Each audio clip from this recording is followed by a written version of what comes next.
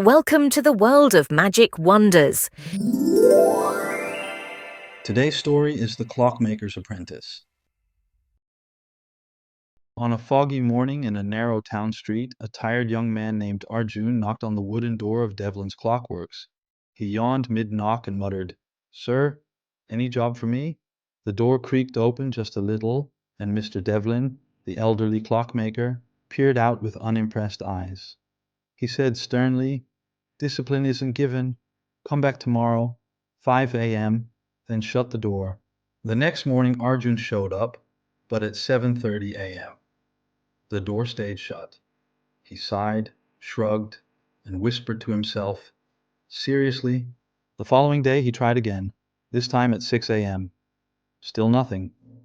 The shop front stood still, fog curling around his hoodie. He looked around, shivering slightly, but on the third day, at 4:50 a.m., the door creaked open.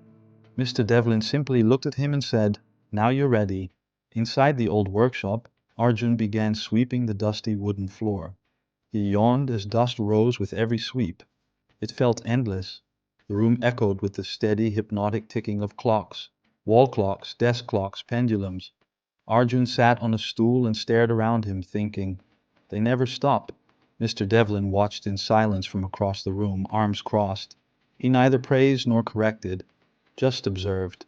As Arjun polished an old dusty clock, he slouched and yawned again. "Why am I even doing this?" he mumbled, growing restless. That night, curiosity got the better of him. In his small bedroom, lit by a desk lamp, Arjun searched on his laptop.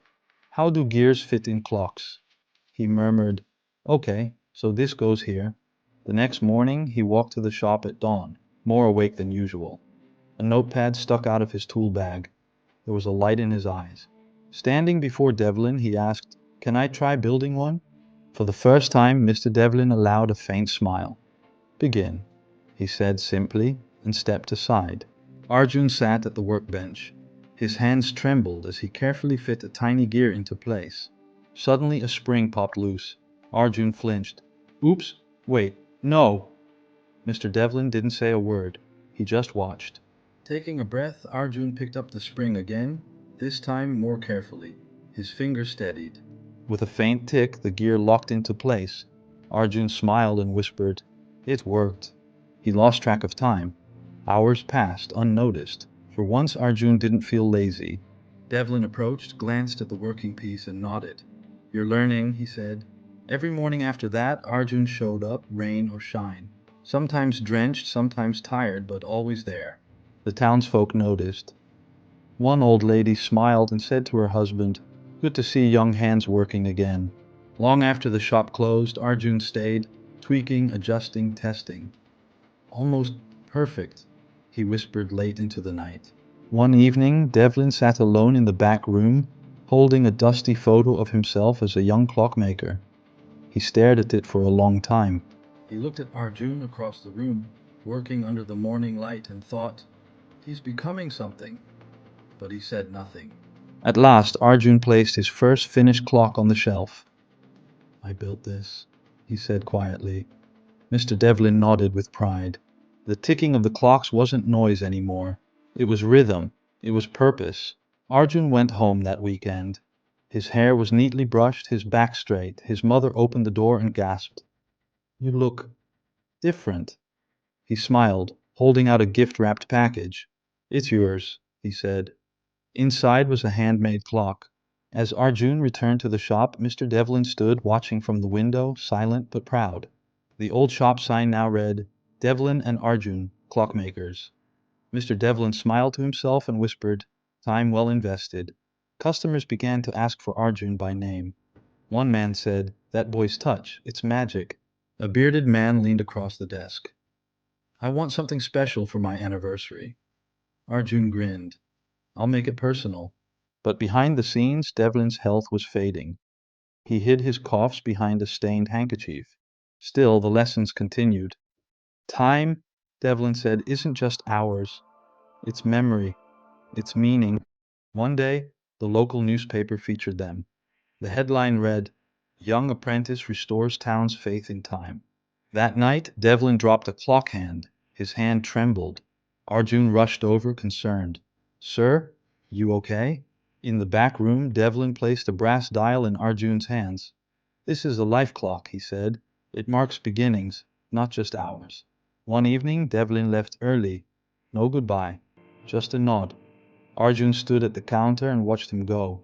The next day, Devlin's chair was empty. Tools still sat where he left them. Arjun found a note under the old clock. It simply read, "Keep the rhythm alive."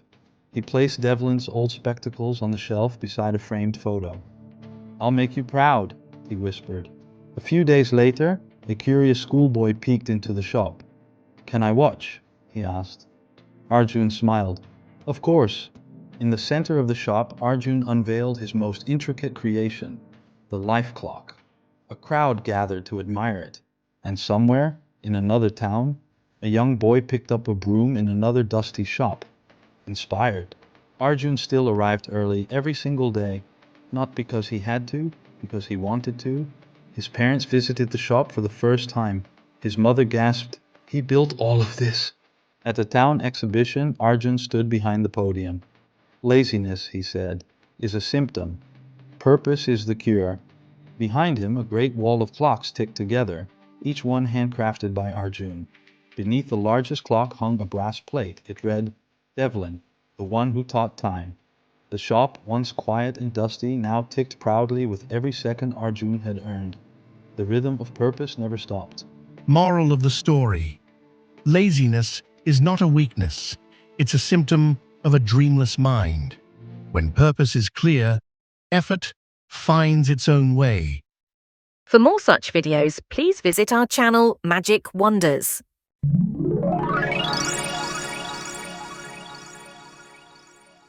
To learn more, visit our website at www.magicwonders.fun.